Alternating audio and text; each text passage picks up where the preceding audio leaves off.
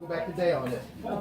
If you could do a do-over of your lifetime, what would it do? Example, I wouldn't be a Ford, I'd be a dentist. You know, if you could do a do-over, anything do-over, and your wife's sitting here, so watch what you go. When the car starts, that's my do-over.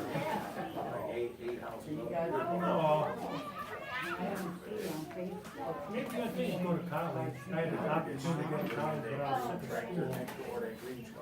I'd probably John Deere. Oh, yeah, John Deere, that's Leno. We always want to be a draftsman.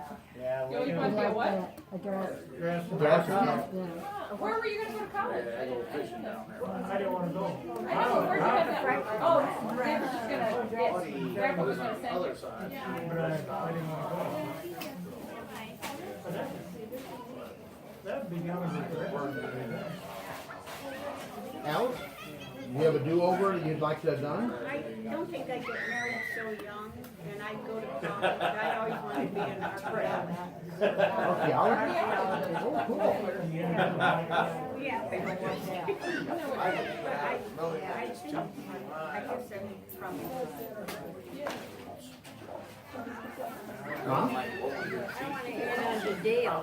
I think I always wanted to be a nurse. And of course, we didn't have money in those days, so my mom and dad always said Dale would go to college, because being a boy. Well, then when he had the chance, he didn't want to go, and we didn't go, so. But I always wanted to be a nurse. Colleen, what would be your do-over? So what? Travel with the great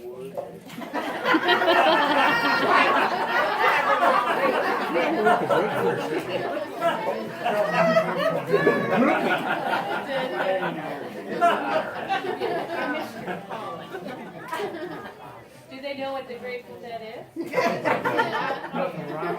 Terrible game. I always wanted to go to be a nurse, but I could never leave home.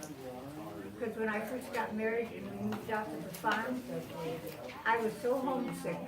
And he would take me home every night, and after about 3 weeks, he said, "You are not going home every night. You cannot go home every night. You've got to." And that's what Grandpa said too, right? You're not coming home every night. So then I got kind of mad, and I said, "Okay, so I never have to go home again." But, you know, we didn't have a phone or anything, so I never got home. Only about once a week, you know, which wasn't very much, but, never getting to go, but I always had a job, you know, nursing, so I really didn't miss out on anything, and I really liked it. You know, but you had to go to school for that, and then you had to keep training after you know, worked at a while. You had to, every so often you had to go and take classes. But so, I really, and then I took care of Pop for 40 years, and then Wayne, and I took care of his mother and dad, so I guess I got my fill of that. You took care of Dale.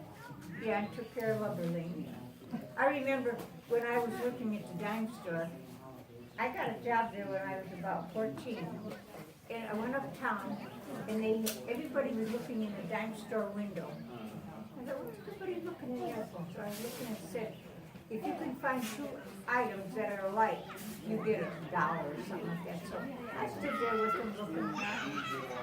And finally I saw 2 bubble pipes on a card.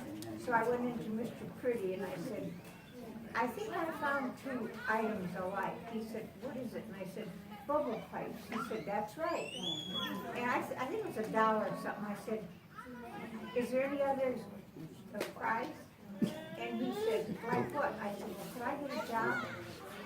He said, oh, do you really want a job? And I said, yeah. So I got a job. I got a job after school and on weekends. Over bubble pipes. Well, yeah, over the bubble. I didn't take the $1. I took the job. What's your degree? Bubble pipe examination? So that's how I got my job. Cool. She worked there and I worked there. Yeah. Mom was When I was always, in school. Mom was always Is this the finding 5 and 10? jobs. Yeah, but he was always finding jobs with no money. But we never got any. Is that when you were cleaning the neighbors? Yes. Yeah, I used to go over to Emery Schultz's and straighten up the house and dust and sweep and cook supper. Chasing rabbits. No, I never chased rabbits. But then, she used to like chasers when they were moving in and out. Rick and There was a lady lived up there, and one room she had a little room, and the one room was terrible. It was a bed and clothes everywhere. I used to have to go over before school to pick the little girl up and get her out of bed. We worked for Mrs. Yeah. Tell them about Mrs. Kilmer. Well, Ma got that job with Mrs. Kilmer. She was up on Jackson Street. And she probably wasn't real old, but to me she was about 100. And typical real old woman lived alone. And she had about 30 keys or locks on the door. So when you go up there and knock, it's about 10 minutes before you got all of them open. And she always wanted to do stuff that I had no clue. So one time I went there, she says, I said, what do you need them, Mrs. Kilmer? She said, well, we need to pick them prunes. And I thought, oh my God, those terrible prunes. And I said, I can't. They don't want because you need a ladder, and you know, it's too high, I can't climb that tree. She said, oh no, we're gonna cut the tree down. I said, we can't cut the tree down because we don't get any more plums. I don't want it anyhow, so he went and found a saw, and that tree was probably this big. I had to saw that tree down, then we sat down in a chair and picked the plums out of that tree. And I said, well, what are you gonna do with that? She says, we're gonna haul it out in the street. You're gonna what? They can't. Your mother's gonna.